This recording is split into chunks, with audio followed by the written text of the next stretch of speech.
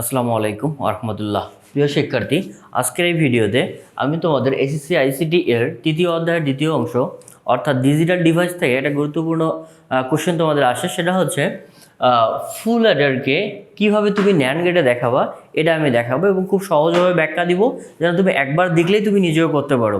তার আগে তোমাদের কাজ হচ্ছে ফুল অ্যাডারের উপর একটা আমি ভিডিও বানিয়েছি যেখানে আমি দেখিয়েছি কীভাবে ফুল অ্যাডারের ফাংশনগুলো শর্তক সারণী থেকে বের করতে হয়। তো এই ভিডিওটা দেখার আগে তোমরা যদি ওই ভিডিওটা না দেখে থাকো, অর্থাৎ ফুল অ্যাডারের শর্তক সারণী থেকে কীভাবে সাম এবং ক্যারিয়ার মান বের করতে হয়, ওই ভিডিওটা না দেখলে তুমি একবার দেখে আসো। কারণ আমি এখানে শর্তক সারণী দেখাবো না, শুধুমাত্র ফাংশন দুটো দেখাবো। পরীক্ষায় তোমাদের ফাংশন উল্লেখ করা থাকতেও পারে অথবা নাও থাকতে পারে, সেক্ষেত্রে তুমি ফাংশনটা হয় মুখস্থ করতে পারো অথবা শর্তক সারণী থেকে দেখাতে পারো। তো আমি এখানে কীভাবে তুমি ফাংশনটা মুখস্থ করে লিখতে পারো সেটা আমি তোমাদের দেখাবো। তাহলে আমরা এটা লিখবো কি, যে হচ্ছে আমরা জানি, এই কোশ্চেনটা যখন তোমরা অ্যান্সার করবা তখন লিখবা আমরা জানি ফুল অ্যাডার এর ক্ষেত্রে আমরা কি পাই, সাম এবং একটা ক্যারির মান পাই, তাই তো? ফুল অ্যাডারের ক্ষেত্রে আমি যে সামটা পাবো সেটা হচ্ছে এরকম। আগে তোমরা কাজ করবা, সেটা হচ্ছে এবিসি 4 বার লিখবা। 4 বার লেখার পর প্রাইমটা হিসাব করবো, কীভাবে প্রাইম রাখবা মনে, সেটা আমি তোমাদের বলে দিচ্ছি। দেখো, প্রথমে এ প্রাইম বি প্রাইম দিবা, 2টা করে প্রাইম হবে।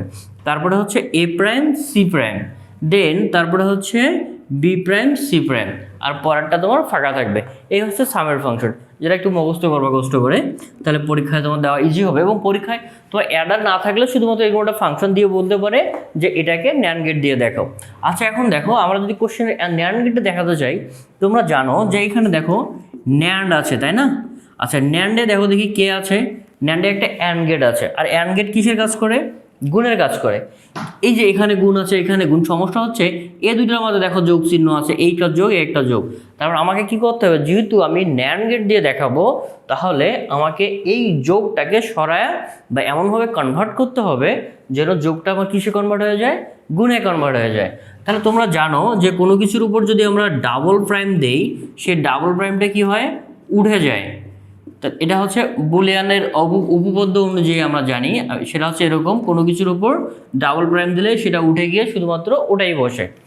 তাহলে আমরা কাজ করতে পারি, এর উপর 2টা ডাবল প্রাইম নিতে পারি, তাতে কোনো সমস্যা নেই, কারণ ডাবল প্রাইম দিলে সেটা উঠে যাচ্ছে। ওকে, তাহলে এখানে দেখো একটা সূত্র পড়ছে, সূত্রটা হচ্ছে এরকম যে আমার যদি A plus B plus C plus ডির উপর যদি আমার প্রাইম থাকে, তাহলে কি হবে, এটা হবে A prime into B prime into C prime into হচ্ছে ডি প্রাইম।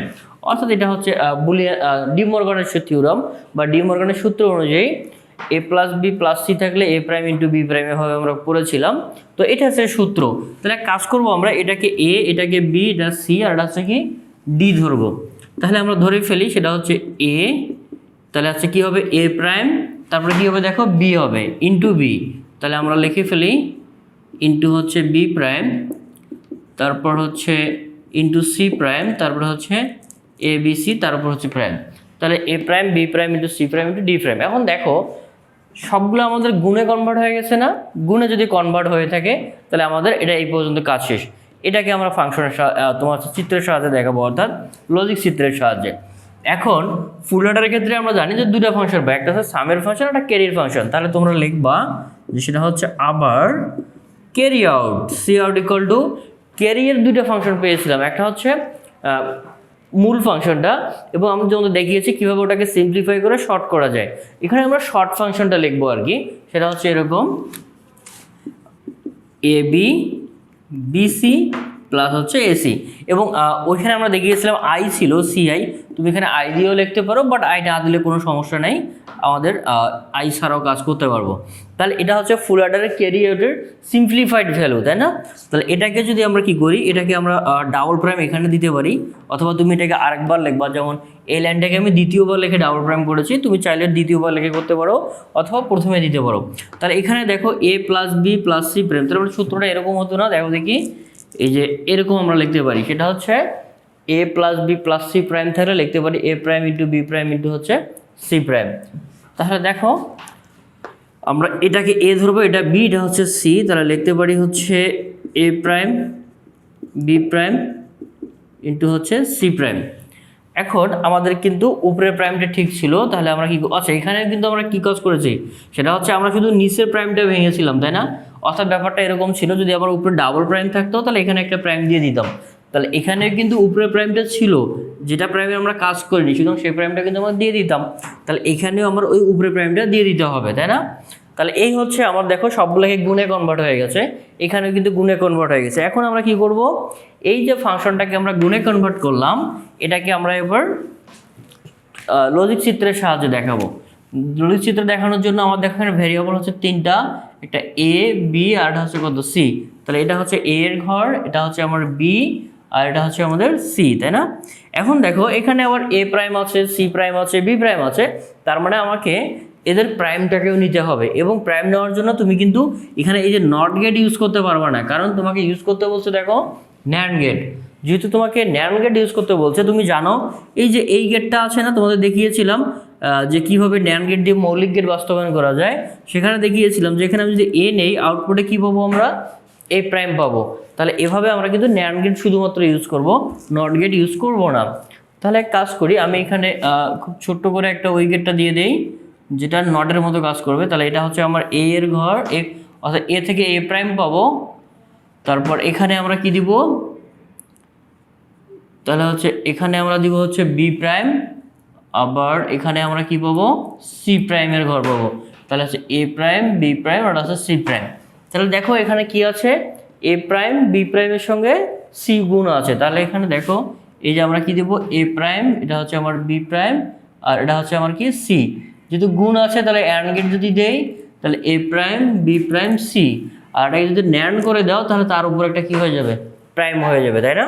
আচ্ছা দেন তারপরে কি হচ্ছে A prime B C prime, তাহলে এখান থেকে আমি এ প্রাইম এটা হচ্ছে বি এটা হচ্ছে আমরা সি প্রাইম নিয়ে যাব, দেন এটাকে যদি আমরা গুণ করি এ প্রাইম বি সি প্রাইম আছে, ন্যান্ড করে দিলে তার উপর প্রাইম, আর একটা দেখো কি আছে A B prime C prime, তাই না? তাহলে হচ্ছে এ নিয়ে যাব, এটা হচ্ছে আমাদের বি প্রাইমের ঘর, এটা হচ্ছে আমার সি প্রাইমের ঘর, তাহলে গুণ আছে গুণ করে দাও, তাহলে A B prime C prime, তাই না? আর এটা কি আছে A prime B prime A B C prime, আচ্ছা এটাকে ন্যান্ড করে দিলে তার উপর প্রাইম হইতো, আর এটা হচ্ছে এ আর এটা হচ্ছে আমার দিব কি বি আর এটা হচ্ছে সি, এটাকে গুণ করে দাও তাহলে হচ্ছে A B C R NAND করে দিলে তার উপর প্রাইম। এখন দেখো আমরা এই তিনটা পেলাম, কিন্তু এর উপরে একটা এরা আবার একটা করে গুণ আছে না, এরা যেহেতু একটা করে গুণ আছে তাহলে আমরা কাজ করব সবাইকে আমরা কি করব একটা ন্যান্ড গেটের ভিতর দিয়ে দিব। তাহলে আমি যদি ন্যান্ড গেটের ভিতর দিয়ে চালাই দেই তাহলে এখানে দেখো এখানে যে ব্যাপারটা হবে, প্রথমত এরা গুণ হয়ে যাবে, প্রথমত এটা এটা এটা এটা গুণ হয়ে যাবে, এবং গুণ হওয়ার পর এটাকে যদি একটা ন্যান্ড দিয়েছি তার উপর প্রাইম হবে, তাহলে তুমি এখানে সিম্পলি কি করতে পারো এই যে আমার ফাংশনটা আছে এটা এখানে লিখে দিতে পারতাম, অর্থাৎ আচ্ছা আমি তোমাদের লিখে দেই যাতে তোমরা ব্যাপারটা ক্লিয়ার থাকো। তাহলে আমরা লিখতে পারি এস ইকুয়াল টু এটা লিখবো, সেটা হচ্ছে A prime B prime C into এসে প্রাইম ছিল, তারপরে হচ্ছে কি আছে A prime B C prime তার উপর প্রাইম, আচ্ছা এবং এদের উপর একটা করে কি হোল প্রাইম হবে, আমি এদিকে বাড়াচ্ছি না এখানে লিখতেছি, তারপরে হচ্ছে ইন্টু কি আছে A B prime C prime তার উপর প্রাইম ইন্টু হচ্ছে এ বি সি প্রাইম এবং তার উপর প্রাইম, অর্থাৎ আমি কিন্তু এটা কিন্তু তোমরা এক লাইনে লিখবা আর এই প্রাইমটা কিন্তু এক লাইনে চলে যাবে, অর্থাৎ আমি এইটার কথা বলছি, এটা দেখো এই উপরে প্রাইমটা পুরোটার উপর আছে, তাহলে আমরা এখানেও পুরোটার উপর দিব, আমার এখানে জায়গার শর্ট আমি এই জন্য একখানে লিখলাম। এবার আমরা এটাকে দেখাবো, তাহলে এখানে দেখো এ এবং বির মধ্যে প্রাইম আছে, তাহলে এখানে এ নিয়ে যাব, এখান থেকে হচ্ছে বি গুণ করে দাও, তাহলে এখানে পাবো হচ্ছে এ বি, আবার কি আছে বি সি, তাহলে এখান থেকে আমি বি আর এখান থেকে সি নিয়ে যাব, গুণ করলে পাবো হচ্ছে বিসি, আর এদিকে যদি ন্যান্ড করে দিই তার উপর প্রাইম, এখানে ন্যান্ড করে দিলে তার উপর প্রাইম, আবার কি আছে এসি প্রাইম, তাহলে এখান থেকে এ নিয়ে যাও এখান থেকে সি নিয়ে যাও, এটাকে গুণ করে দাও তাহলে হচ্ছে এসি প্রাইম। তাহলে এটাকে নিয়ে এসে আমরা যদি আবার একটা অ্যান্ড গেট দেই তাহলে গুণ করলে কী পাবো এ প্রাইম তার সঙ্গে গুণ হবে বিসি প্রাইম, অর্থাৎ এ বি প্রাইম তারপর বিসি প্রাইম তারপর হচ্ছে কি ইন্টু এসি প্রাইম, আর এর সামনে একটা বাবল দিলে তার উপর প্রাইম হয়ে যাবে, অর্থাৎ এটা হচ্ছে কার ফাংশন আমরা পাইলাম ক্যারি আউটের ফাংশন। তাহলে আমরা এই সামের ফাংশন এবং ক্যারির ফাংশন এটা হচ্ছে ফুল অ্যাডারের, আর এটাকে আমরা দেখালাম কোন গেট দিয়ে, সেটা হচ্ছে ন্যান্ড গেট দিয়ে, তাহলে আমরা বলতে পারি ফুল অ্যাডারকে ন্যান্ড গেট দিয়ে বাস্তবায়ন করা হয়েছে। এটা খুবই একটা সহজ ছিল। এরপরে আমি আরেকটা ভিডিও বানাবো যেখানে আমি দেখাবো কিভাবে তুমি খুব সহজে নর গেট দিয়ে ফুল অ্যাডারকে বাস্তবায়ন করতে পারো। ওটা আরও বেশি ইম্পর্টেন্ট এটার থেকে তুলনামূলক। এটা থাকতে পারে তোমার 3 মার্কের জন্য থাকতে পারে অথবা 4-এর জন্য থাকতে পারে। তাহলে ওই ভিডিওটা দেখে নিও। আজকের ভিডিওটা আমি এখানে শেষ করছি। ধন্যবাদ তোমাদের। আসসালামু আলাইকুম ওয়া রাহমাতুল্লাহ।